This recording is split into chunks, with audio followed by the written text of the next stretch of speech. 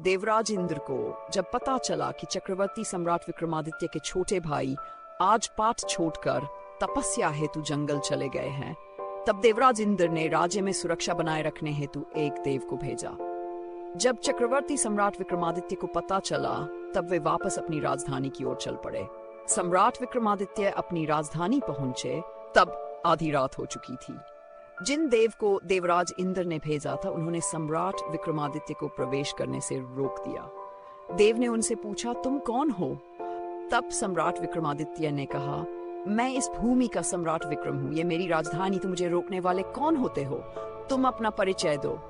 ये सुनकर देव बोले, मुझे देवराज इंद्र ने इस नगर की सुरक्षा के लिए भेजा है। मैंने सुना है सम्राट विक्रमादित्य बड़े ही शक्तिशाली और समर्थ योद्धा हैं। मुझसे युद्ध करो और युद्ध करो कि तुम ही सच्चे सम्राट विक्रमादित्य हो। दोनों के बीच भयंकर युद्ध हुआ।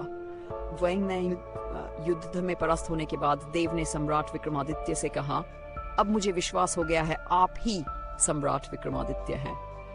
देव ने कहा, हे राजन, जब आपका जन्म हो रहा था उस समय एक ही नगर एवं नक्षत्र में 3 मनुष्यों का जन्म हुआ था, जिनमें से आपने राजा के घर में जन्म लिया, दूसरे ने तेली और तीसरे ने एक कुम्हार के घर में जन्म लिया। कुम्हार ने साधना से स्वयं को सिद्ध कर लिया है। उसने तेली को मारकर पिशाच बना रखा है। कुम्हार ने तेली के शव को शमशान में सिरस के पेड़ से लटका रखा है। वह आपको भी मारने आएगा, आप सावधान रहिए।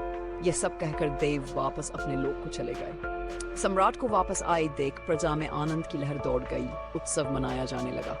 कुछ समय पश्चात एक साधु सम्राट के दरबार में आया।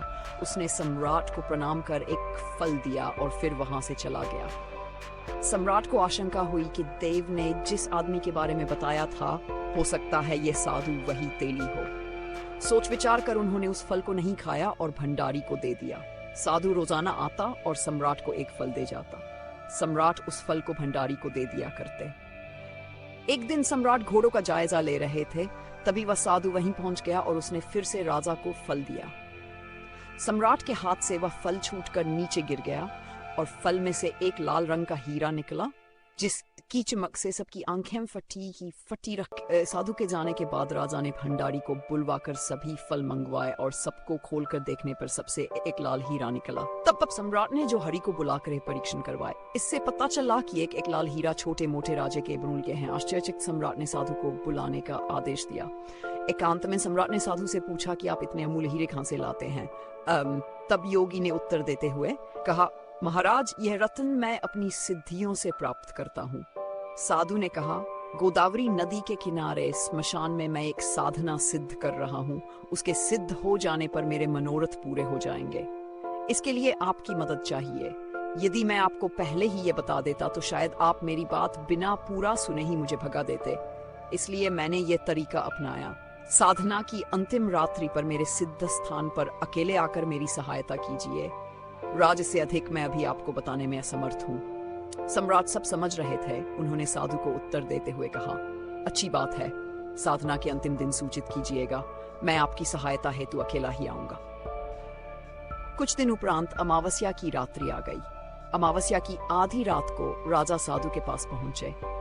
थोड़ी देर बैठने के बाद सम्राट ने साधु से पूछा, योगी जी, मैं आपकी क्या सहायता कर सकता हूँ? साधु ने कहा, राजन, यहाँ से दक्षिण दिशा में 2 कोस दूर शमशान में एक सिरस का पेड़ है। उस पर एक शव लटका हुआ है। आप उसे मेरे पास लेते आइए। राजा उस शव को लाने शमशान के मध्य में चले गए। जब शमशान पहुंचे तो उस रात्रि वहां बहुत अंधेरा था और बारिश हो रही थी। वहां डरावनी आवाजें आ रही थी। सांप बिच्छू आकर पैर पर चढ़ रहे थे। जंगली जानवरों की भयावह आवाजें आ रही थी। अघोरी शवों को खा रहे थे। पर इन्हें क्या पता था कि वही कोई मामूली मानव नहीं, सम्राट विक्रमादित्य है। बिना किसी भय, बिना किसी डर के सम्राट विक्रमादित्य आगे बढ़ते हैं।